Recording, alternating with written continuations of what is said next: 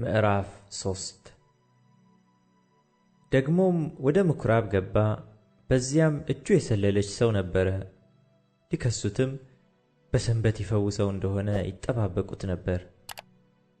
እጁ የሰለለችውንም ሰው ተነስተህ ወደ መካከል ና አለው። በሰንበት በጎ ማድረግ ተፈቅዶአልን ወይስ ክፉ? ነፍስ ማዳንን ወይስ መግደል? አላቸው። እነርሱም ዝም አሉ። ስለ ልባቸውም ድንዛዜ አዝኖ ዙሪያውን እየተመለከተ በቁጣ አያቸው። ሰውየውንም እጅህን ዘርጋ አለው። ዘረጋትም፣ እጁም ዳነች።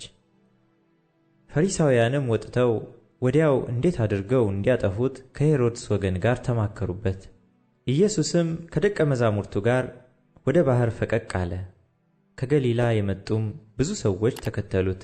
እንዴት ትልቅ ነገርም እንዳደረገው ሰምተው ብዙ ሰዎች ከይሁዳ ከኢየሩሳሌምም ከኤዶምያስም ከዮርዳኖስ ማዶም ከጢሮስና ከሲዶና ምድርም ወደ እርሱ መጡ። ሰዎቹም እንዳያጋፉት ታንኳን ያቆዩለት ዘንድ ደቀ መዛሙርቱን አዘዛቸው።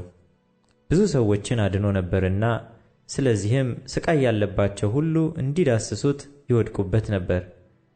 ርኩሳን መናፍስትም ባዩት ጊዜ በፊቱ ተደፍተው አንተ የእግዚአብሔር ልጅ ነህ እያሉ ጮኹ። እንዳይገልጡትም በጣም አዘዛቸው። ወደ ተራራም ወጣ። ራሱም የወደዳቸውን ወደ እርሱ ጠራ። ወደ እርሱም ሄዱ። ከእርሱም ጋር እንዲኖሩና ለመስበክ እንዲልካቸው ድውዮችንም ሊፈውሱ አጋንንትንም ሊያወጡ ሥልጣን ይሆንላቸው ዘንድ 12 አደረገ። ስምዖንንም ጴጥሮስ ብሎ ሰየመው። የዘብዴዎስንም ልጅ ያዕቆብን፣ የያዕቆብንም ወንድም ዮሐንስን ቦአኔርጌስ ብሎ ሰየማቸው። የነጎድጓድ ልጆች ማለት ነው። እንድርያስንም፣ ፊልጶስንም፣ በርተሎሜዎስንም፣ ማቴዎስንም፣ ቶማስንም፣ የእልፍዮስን ልጅ ያዕቆብንም፣ ታዴዎስንም፣ ቀነናዊውንም ስምዖንን፣ አሳልፎ የሰጠውንም የአስቆሮቱን ይሁዳን። ወደ ቤትም መጡ። እንጀራም መብላት ስንኳ እስኪሳናቸው ድረስ እንደገና ብዙ ሰዎች ተሰበሰቡ።